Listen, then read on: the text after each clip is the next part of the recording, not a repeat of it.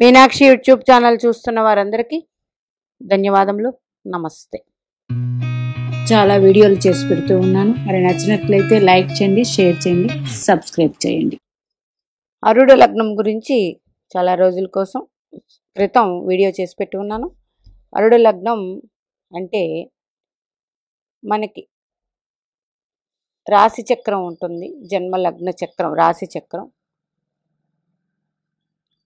ఆ రాశి చక్రంలో గ్రహాల స్థితి, ఆ గ్రహాల స్థితి నవాంశలో ఇంకా ఎంత ప్లేస్ అయిన దాన్ని బట్టి, నవాంశలో ఆ గ్రహం ప్లేస్ అయిన దాన్ని బట్టి ఆ గ్రహము మనకి రాశి చక్రంలో ఉన్న గ్రహం ఇంకా ఎంత మంచి ఫలితాలు ఇస్తుంది అన్న తెలుసుకోవడానికి నవాంశ చక్రం. అది కూడా వివాహం అయిన తర్వాత వివాహ విషయమే కూడా నవాంశం చూస్తాం. ఆ తర్వాత చూసేది అరుడ లగ్నం. అరుడ లగ్నం అంటే మన రాశి చక్రాన్ని ఇంకా విపులంగా డీటెయిల్డ్గా తీస్తే ఇది ఒక డీప్ స్కానర్ లాంటిది. అందులో మనకి ధనం ఎలా ఉంటుంది, కీర్తి ప్రతిష్టలు ఎలా ఉంటాయి, ఇవన్నీ కూడా అరుడ లగ్నంలో వస్తాయి. ఒకవేళ రాశి చక్రంలో ఏదైనా మనకి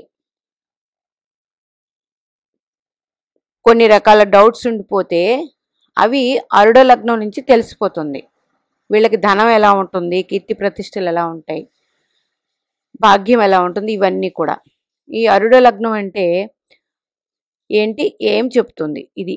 మరి మన రాశి చక్రాన్ని ఇది డీప్ అనాలిసిస్ చేయటం, అట్లాగే ఎలాగా దీన్ని మనం చూడాలి, ఇది ఎవరైనా చేసుకోవచ్చండి. మీ జన్మలగ్నం అధిపతి ఏ భావంలో ఉంటాడో, అంటే జన్మలగ్నాధిపతి లగ్నంలోనే ఉన్నారనుకోండి, అదే అరుడ లగ్నం అవుతుంది. ఓకే, మీ జన్మలగ్నాధిపతి ద్వితీయ స్థానంలో ఉన్నారనుకోండి, అక్కడి నుంచి రెండవ భావం అరుడ లగ్నం అవుతుంది. మీ జన్మ లగ్నాధిపతి తృతీయంలో ఉన్నారనుకోండి, అక్కడి నుంచి మళ్ళీ 3 లెక్క పెట్టండి, అంటే పంచమ భావం, 3, 4, 5 పంచమ భావం అరుడ లగ్నం అవుతుంది. మీ అరుడ లగ్నం లాభస్థానంలో ఉన్నారనుకోండి, అక్కడి నుంచి లాభస్థానం ఏ భావం అవుతుందో అది అరుడ చక్రం అవుతుంది.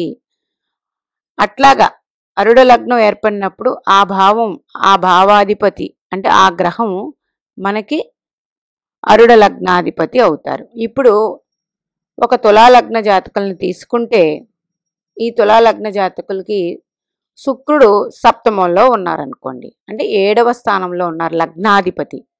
అక్కడి నుంచి మళ్ళీ 7 భావాలు లెక్క పెట్టండి, అంటే వీరికి తులాలగ్నమే అరుడ లగ్నం అవుతుంది. అంటే తులాలగ్నమే అరుడ లగ్నం అవుతుంది కాబట్టి శుక్రుడు అరుడ లగ్నాధిపతి అవుతారు. ఇది అరుడ లగ్నం వేసుకునే మరి ధనయోగాలు ఎలా చేస్తాం? మీ అరుడ లగ్నాధిపతి 2వ స్థానంలో కానీ 11వ స్థానంలో ఉంటే అధిక ధనవంతులు అవుతారు. అంటే ఎట్లాగా? ఇప్పుడు మీ అరుడ లగ్నాధిపతి లగ్నం నుంచి ఎన్నో స్థానంలో ఉన్నారు? సప్తమంలో ఉన్నారు. అంటే ద్వితీయంలో కానీ లాభస్థానంలో కానీ ఈ శుక్రుడు ఉంటే మీకు అధిక ధనయోగాలు ఉంటాయి. సప్తమంలో ఉన్నారు కాబట్టి వివాహం తర్వాత మీకు బాగుంటుందని అర్థం. అధిక ధనయోగాలు అంటే ఇట్లాగా. అట్లాగే ఈ అరుడ లగ్నం ఏదైతే ఉందో, అంటే ఈ జన్మజాతక చక్రంలో చూడండి, తులాలగ్నం సప్తమ లగ్నాధిపతి శుక్రుడు సప్తంలో ఉన్నారు కాబట్టి అక్కడికి సప్తమ భావం మళ్ళీ లగ్నం అయ్యింది. ఇట్లాగా అరుడ లగ్నాన్ని గురుగ్రహం కానీ చంద్రగ్రహం కానీ చూస్తే వీరికి కీర్తి ప్రతిష్టలు, మంచి పేరు, ఇవన్నీ ఉంటాయండి. అర్థమైంది అనుకుంటాను. ఇప్పుడు చూడండి, అరుడ లగ్నం తులాలగ్నమే అయ్యింది. మళ్ళీ గురుడు కుంభరాశిలో ఉన్నారనుకోండి, లేకపోతే మిథునంలో ఉన్నారనుకోండి, మీరు జన్మించినప్పుడు 1, 2, 3, 4, 5, 6, 7, 8, 9 అంటే లగ్నాన్ని, అరుడ లగ్నాన్ని గురుడు చూస్తున్నాడు. లేదు చంద్రుడితో శుక్రుడు ఇక్కడే ఉన్నారనుకోండి, అరుడ లగ్నాన్ని చంద్రుడు చూస్తూ ఉన్నారు. లేదు మీ అరుడ లగ్నాధిపతి శుక్రుడు కదా చెప్పింది, శుక్రుడితో చంద్రుడు కలిసి ఉన్నారనుకోండి, ఇది కూడా ఒక యోగమే. ఇట్లాగా గురుడు కానీ శుక్రుడు కానీ చంద్రుడు కానీ చూస్తే వీరికి ప్రజలలో ఒక గుర్తింపు ఉంటుంది.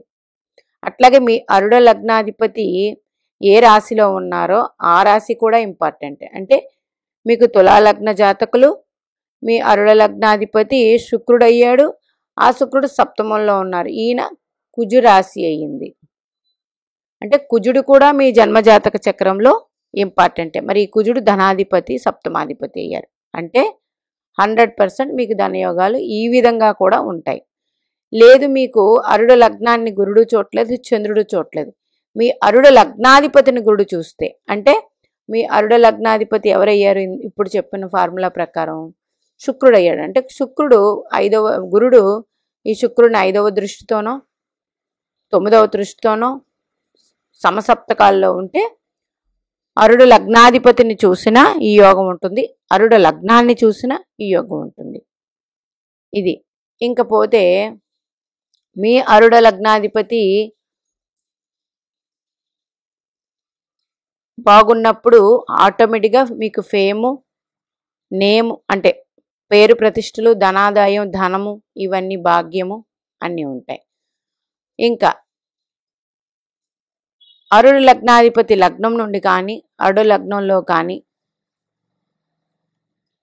వీళ్ళు 3, 6, 10, 11లో ఉంటే అమితమైన కీర్తి ప్రతిష్టలు ఉంటాయి, ధైర్యవంతులు, సాహసవంతులు, ఇవన్నీ. ఆ తర్వాత అరుడ లగ్నం నుండి చతుర్థం అధిపతి చాలా ముఖ్యం. అంటే ఇప్పుడు నేను చెప్పిన ఫార్ములా ప్రకారం తులా లగ్న జాతకులు వేశాను కదా, మళ్ళీ చూడుకోండి. తులా లగ్న జాతకులు లగ్నం తులా లగ్నం, సప్తమంలో శుక్రుడు ఉన్నారు లగ్నాధిపతి. అంటే ఈయన సప్తమంలో ఉన్నారు కాబట్టి ఈయన నుంచి సప్తమ స్థానం లెక్క పెట్టాలి. 1, 2, 3, 4, 5, 6, 7 అంటే అరుడ లగ్నం తులా లగ్నమే అయింది కదా. ఇక్కడి నుంచి 1, 2, 3, 4 చతుర్థాధిపతి ఎవరై ఉన్నారు? శని భగవాన్. ఈయన ద్వితీయ, లాభ, దశమ, చతుర్థ భాగ్యస్థానంలో ఉంటే వీరికి మంచి పొజిషన్లో ఉంటారు, 100% పేరు ప్రతిష్టలు కలిగి ఉంటారు. భాగ్యం కూడా అన్ని విధాలా వీరికి వెనకే ఉంటుంది. వీరి జీవితంలో ఏ పనులు అవ్వలేనట్టు వరకు ఉంటారు, కానీ అన్ని పనులు జరిగిపోతూ ఉంటాయి. వీరి సమాజంలో మంచి ధనవంతులుగా కనిపిస్తారు ఇట్లాంటి వాళ్ళు.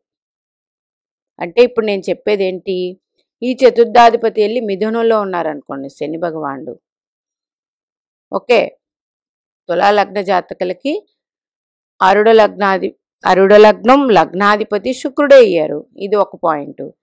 ఇది అరుడ లగ్నం అయింది కదా, ఈ అరుడ లగ్నాధిపతికి చతుర్థాధిపతి అంటే వీరికి శని భగవానుడు అయ్యారు. ఈయన భాగ్యస్థానంలో ఉన్నారు, లగ్నం నుంచి భాగ్యస్థానంలో ఉన్నారు కాబట్టి ఆటోమేటిక్గా భాగ్యం అనేది వీరికి ఉంటుంది. ఇంకొక ఉదాహరణ తీసుకుంటే